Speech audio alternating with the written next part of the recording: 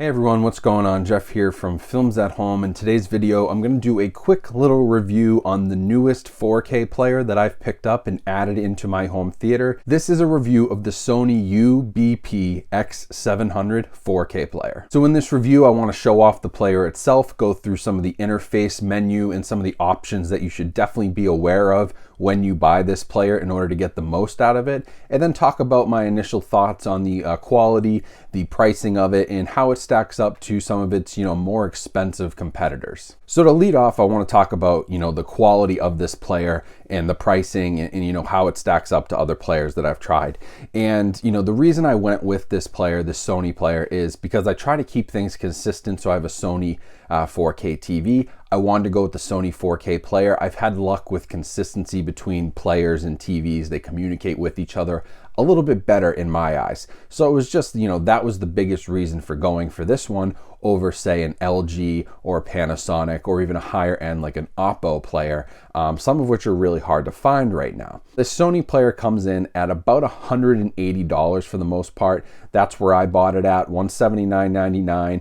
It's currently available at that price at Best Buy, Target, Walmart, Amazon, many different places. So it's a pretty good price for a 4K player, under $200, and it does come with everything you'd want from 4K. It does have Dolby Vision, it supports HDR10, full 4K resolution, it handles that 24 frames per second movie display that Sony TVs and players can handle, which is really good for watching physical media at home. 24 frames per second is the typical movie frame rate. So it has a lot of nice things built into it. You're not missing out on anything. It passes through Atmos, it passes through Dolby Vision. The only thing it is missing is HDR10 plus, but my TV is Dolby Vision, not HDR10 plus, so I had no need for that. It's all going to depend on your individual situation, but for me, just having the Dolby Vision and HDR10 was fine. And if you've been watching the channel lately, a lot of the reviews that I've been doing have been with this player for the last at least 6 months.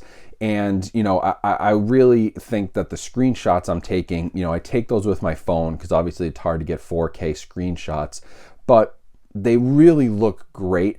And I feel like this could be placebo effect, but it definitely looks better than my previous Panasonic player. And overall, the quality of it is great. I have no complaints. I've had no skipping of discs, although I have seen some complaints about this model online that some discs skip or freeze. I personally have watched dozens of movies on this 4K player and have never had a disc freeze or skip or anything on 4K, which is really great. It's handled everything really well, and the picture quality just looks awesome. I have absolutely no complaints, and it looks just as good as some of these players that cost $300, $400, $500 or more. I just can't see a difference between this player for $180 and those ones that cost 2 or 3 times as much. So if you go with this one, you're going to get a great picture quality experience. As far as I can tell on the Sony TV at least, it's been a really, really good experience. Now what I'm going to do quickly here is I'm going to walk over and show you the player, show you what it looks like, how it kind of operates, and then I'm going to dive into the interface and show you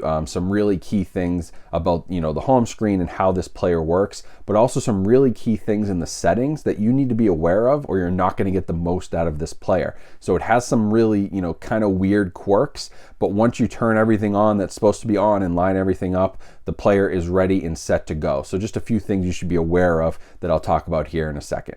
So really quickly, here is the player itself. It's really nothing crazy. It's a pretty slim profile. As you can see, it's clearly not as bulky as some of the other players out there on the market, but it's very basic. It's black. It opens up with a button press that pulls the tray out, and it loads very quickly. So, pressing the home button, I get the startup screen within 2 seconds of the time that I press the home button on this. The startup time for the player is very quick, and then it also is fairly quick to load discs, which I'll show you in a second. But overall, the speed and performance is good. I have no complaints about the way it looks. Obviously, it's black. It's got a little bit of a glossy finish. It says Ultra HD Blu-Ray on the front. Like, what more do you really need from a player? And then it does have all the connections you need. Right now, I'm just using HDMI. The one thing that it doesn't have is Bluetooth support. So if you do want to stream Bluetooth audio, that's not going to work with this player. Some of the other players like the X800 do have that, but the X800 also didn't have Dolby Vision support without a firmware update, so that's why I went with the X700. So there's just really a lot of research you should do before you buy anything for your specific setup. But overall, just design-wise, there's nothing really to talk about. It's very sleek, it's very basic, it's not going to stand out, it's not too bulky, and it fits very nicely right on your shelf in your home theater setup. So just to give you an idea of sort of the interface, if you have other Sony Blu-ray players or DVD players, you probably recognize this, but it's a pretty simple interface. You've got your disc here. In this case, it's Dr. Sleep. You can play with your USB devices if you plug those in, and you also have some screen mirroring options, from your phone that you can do with this player. Now, I'm not connected to the internet on this player. I think it boots a little bit faster without needing to load all of the apps, and I don't personally use this as my main streaming device. But if you do connect to the internet, you'll have this app store here. You can go through, download many of the normal streaming apps. Most of the stuff that you can get and you'd expect to get with streaming, your Netflix, Hulu, YouTube, things like that. So then you can customize your home screen, add your favorite apps right here, and sort of have a little bit more than what you see. Mine's a little basic without the streaming.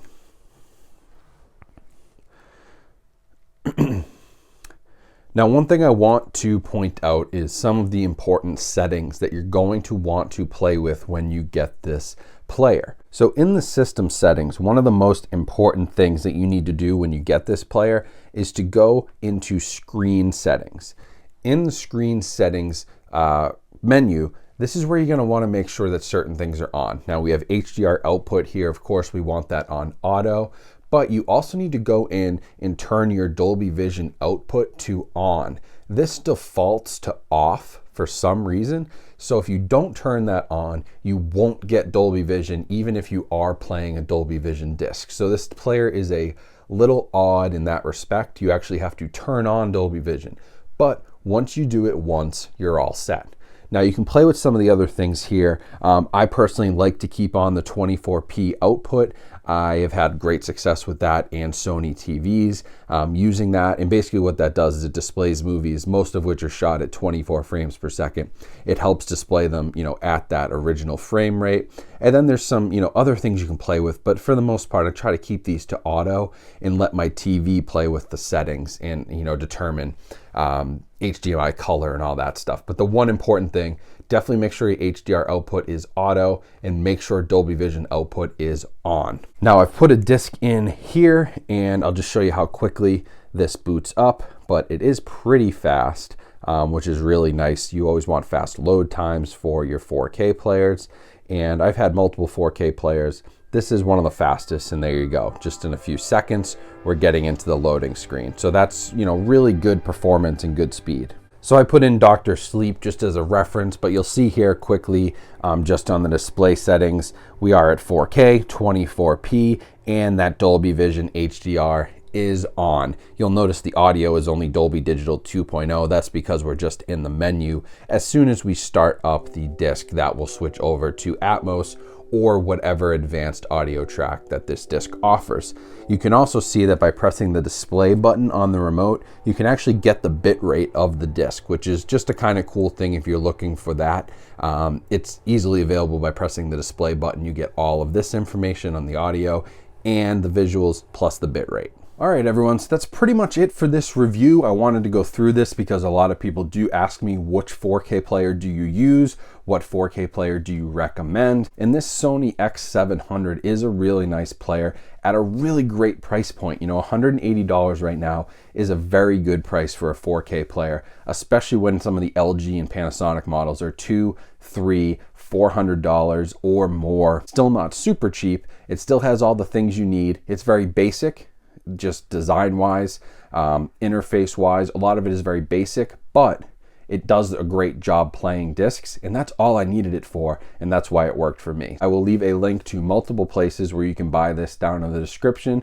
If you use the Amazon link, that helps support my channel, so I appreciate that. But as always, do your shopping around and find a good deal on it. But yeah, this is my go-to 4K player for the time being and for the immediate future. I think it's great. It does a great job, and I have no plans to, you know, bring this back or exchange it for something, you know, higher end. A lot of that I think is marketing and technical blah blah that most people don't really need. So if you don't need to spend the money, don't spend the money, and I certainly don't think you need to when there's players like this for $180. So thank you for watching. Check out all the links down in the description for ways you can follow me on Instagram, on TikTok, ways you can get in touch and help support the channel through channel memberships, donations, checking out all the other links I have down there. It's plenty of ways to support the channel. Another way you can support the channel, obviously subscribing and having your notifications on, and I appreciate all who do that. But thanks for watching this video. Hope you learned something here. Hopefully this gave you some good advice on what to buy and when you buy it, how to actually get it set up, because that's a key. If you don't set it up right, this thing's not going to give you the best picture quality. So make sure you do your homework, and yeah, be safe out there, stay healthy, and I'll talk to you guys soon.